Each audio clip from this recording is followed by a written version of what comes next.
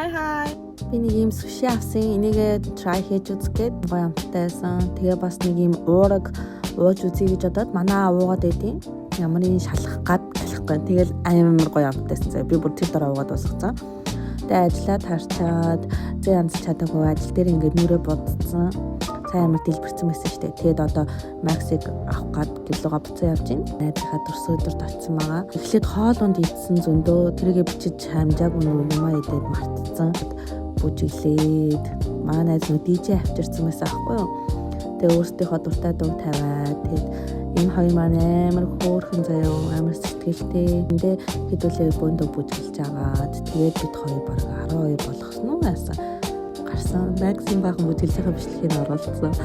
Макс одоо юу хөх нөөгөө мэд. Би бол хайгаа алсан маастай ханалтаа тойрч байна. Үрээгээд найз аим бүжиглдэг заяа бүр ерөөсөө зогсолтгүй бүр ядрахгүй.